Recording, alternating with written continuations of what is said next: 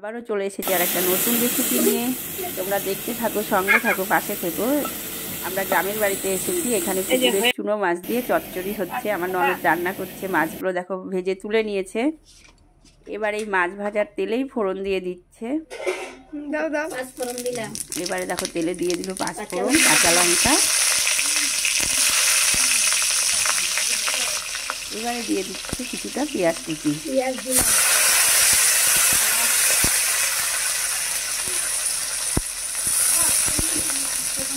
এবার এগুলো লাল লাল করে ভেজে নিয়ে এগুলো লাল লাল করে ভেজে নিচ্ছে। এগুলো ভেজে নিয়ে তারপরে দিয়ে দেবে সবজিগুলো। এখানে মাছগুলো সুন্দর করে ভেজে তুলে রেখেছে একপাশে।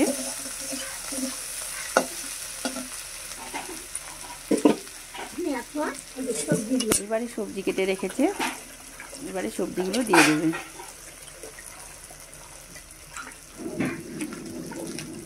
এবার এখানে রেখেছে শিম, বেগুন আর পেঁয়াজ কলি রেখেছে। খুব সুন্দর করে সরু করে কেটে নিয়েছে। এবারে দিয়ে দিল তেলের উপরে। তোমরা দেখতেই পাচ্ছ।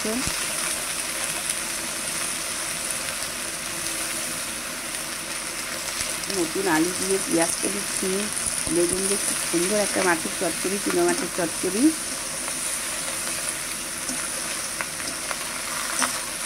খুব সুন্দর করে লাল লাল করে ভেজে রেখে নিচ্ছে। আমার এই রেসিপিগুলো তোমাদের কেমন লাগছে অবশ্যই কমেন্ট করে জানিও। যারা আমার চ্যানেলটা নতুন দেখছো সাবস্ক্রাইব করো, শেয়ার করো, সঙ্গে থেকো, পাশে থেকো।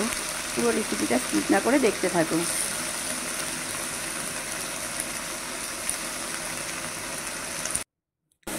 এবারে দিয়ে দিল পরিমাণ মতন নুন। এবারে দিয়ে দিচ্ছে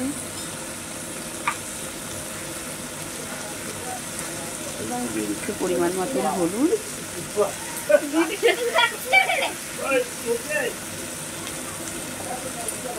আবারও সুন্দর করে লাল লাল করে ভেজে নিচ্ছে।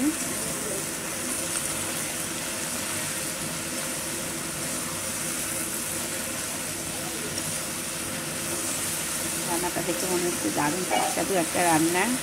ওখানে গেলে তো আমাকেই বানাইতে হবে। সেটাই কাম থাকে। গ্রামের বাড়ি সুন্দর একটা রেসিপি।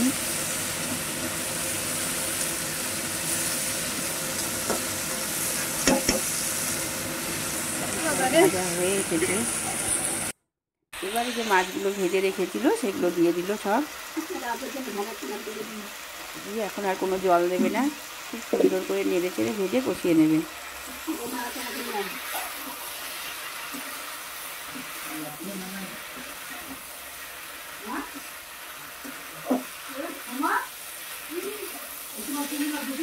তাই দেখো রেডি হয়ে গেছে ছোটো মাছের চচ্চড়ি।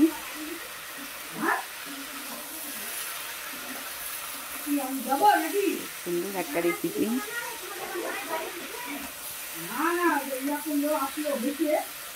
তোমরা সবাই ভালো থেকো, সুস্থ থেকো।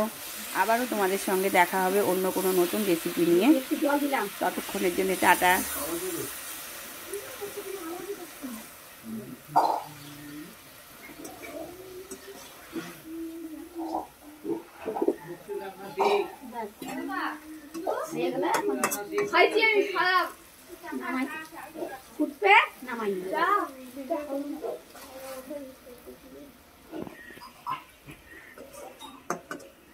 ছাড়বে না ইউটিউবে। রেডি হয়ে গেছে।